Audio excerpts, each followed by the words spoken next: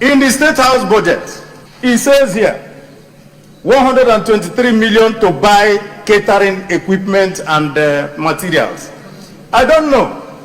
Did they throw away the one they did last year? They spent 94 million last year to buy catering equipment. They're coming back again to buy another catering equipment. What are they doing in that State House that they're always buying catering equipment? I don't know. Something in the State House budget is even very, very funny. They have welfare for 209 million, honorarium and sitting allowance for 556 million. And we want to ask, if you're going to spend 765 million for honorarium and welfare, is that a university where they're paying people to come and sit there? I thought that is a State House. I don't understand this type of provision that is in there. So we must also ask ourselves, for those in that State House who were claiming that we in this National Assembly were buying vehicles, there's a provision for almost how many? 5 BMW cars.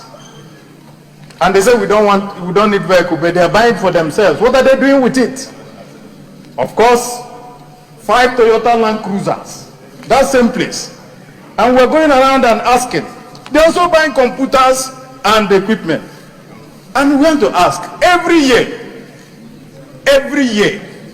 this our budget will come with computers. Now we have more than 200 million for computers. All computers, what are they doing with the computers?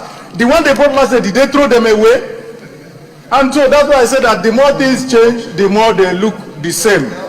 And we want to know who is leading who here. And that's why I'm asking, Mr. Leader, I have seen your every good thing that you have written here.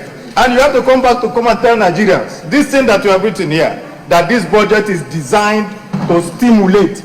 How are you going to stimulate by driving away private sector? You want to borrow 30% of this budget. Who will lend this money to you? And if there's no borrowing, that means that no, this budget will not also be implemented. And so we now come down to the fact of implementation. Of course, if you're unable to get any money, how are you going to implement? And then we're going to end up again coming back next year saying the same thing.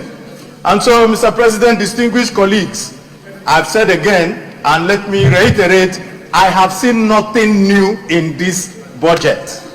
I have seen exactly the same thing that was happening last year.